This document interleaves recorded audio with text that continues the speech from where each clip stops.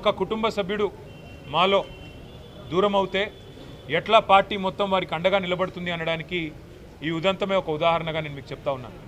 ఇవాళ మాగంటి సునీత గోపీనాథ్ గారు ఆమె ఒక వ్యక్తిగా కాదు పార్టీగా ఈ ఎన్నికను మేము ఎదుర్కోబోతా ఉన్నాం. ఈ ఎన్నిక జరుగుతున్నది కూడా వ్యక్తుల మధ్యన కాదు. ఈ ఎన్నిక జరుగుతున్నది 10 ఏళ్ల అభివృద్ధికి 2 ఏళ్ల అరాచకానికి మధ్యన జరుగుతున్న ఎన్నిక. 10 ఏళ్ల పారదర్శక పాలనకు ఈ 2 ఏళ్లుగా జరుగుతున్న అవినీతి పాలనకు మధ్యన జరుగుతున్న ఎన్నిక. 10 ఏళ్ల రైతు బంధు పాలనకు 2 ఏళ్ల రాబందు పాలనకు మధ్యన జరుగుతున్న ఎన్నిక. ఇది వ్యక్తుల మధ్యన జరుగుతున్న ఎన్నిక కాదు. మేము జూబ్లీహిల్స్ నియోజకవర్గ ప్రజలకు కూడా మాగంటి సునీత గోపీనాథ్ గారిని గెలిపించాలని అభ్యర్థిస్తూ వారి గెలుపు వల్ల మీకు రాబోయేది ఏంటిది అంటే కాంగ్రెస్ ఇచ్చిన 6 గ్యారంటీలు మీరు జూబ్లీహిల్స్లో గట్టిగా కాంగ్రెస్ పార్టీకి దిమ్మ తిరిగే విధంగా మీరు తీర్పునిస్తే తప్పకుండా రాష్ట్రం మొత్తంలో కూడా పేదలకు న్యాయం జరుగుతుంది, పేదలకు లాభం జరుగుతుంది. 1,67,00,000 మంది ఆడబిడ్డలు ఎదురు చూస్తూ ఉన్నారు ఈ ఆడబిడ్డ గెలుపు కోసం. ఆ 1,67,00,000 మంది ఆడబిడ్డలు నెలకు 2,500 రూపాయలు ఏదైతే 100 రోజుల్లో ఇస్తామని చెప్పారో 2 ఏళ్లు గడిచినా ఇవ్వకపోతే వారందరూ కూడా అసహనంతో ఉన్నారు, కోపంతో ఉన్నారు.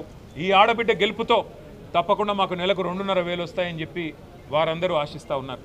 వయసు మళ్ళిన పెద్దలు నెలకు 4,000 రూపాయలు వస్తాయని చెప్పి కాంగ్రెస్ పార్టీ ఇచ్చిన గ్యారంటీ కార్డును చూసి మోసపోయిన వారు ఈరోజు ఆశిస్తూ ఉన్నారు.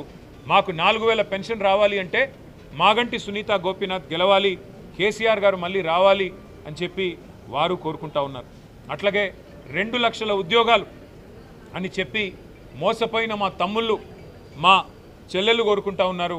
ఇవాళ మన అభ్యర్థి మాగంటి సునీత గోపీనాథ్ గారి గెలుపుతో కాంగ్రెస్కు కనువిప్పు కలుగుతుంది. కాంగ్రెస్కు చెంపపెట్టు లాంటి తీర్పునిస్తేనే ఆ 2 లక్షల ఉద్యోగాలు మాకు వస్తాయని చెప్పి మా తమ్ముళ్ళు చెల్లెళ్ళు భావిస్తూ ఉన్నారు. ఎప్పుడు వచ్చి రేవంత్ రెడ్డి బుల్డోజర్ శనివారం ఆదివారం వచ్చి ఇల్లు కూలగొడుతుందో అనే భయంతో బిక్కుబిక్కుమంటున్న పేదలు వామ్మో హైడ్రా అంటూ వామ్మో కాంగ్రెస్ అంటూ ఇవాళ మళ్ళీ మాగంటి సునీత గోపీనాథ్ గెలవాలి, గెలిస్తేనే ఈ ప్రభుత్వానికి బుద్ధి వస్తుంది, ఈ అరాచకం ఆగుతుంది అని వాళ్ళు కూడా కోరుకుంటా ఉన్నారు. కేసీఆర్ గారి అభ్యర్థులకి ఎట్లా అయితే 2023లో గెలిపించామో ఒక్క సీటు కూడా కాంగ్రెస్కి ఇవ్వకుండా మళ్ళీ అట్లే గెలిపిస్తామంటున్నారు.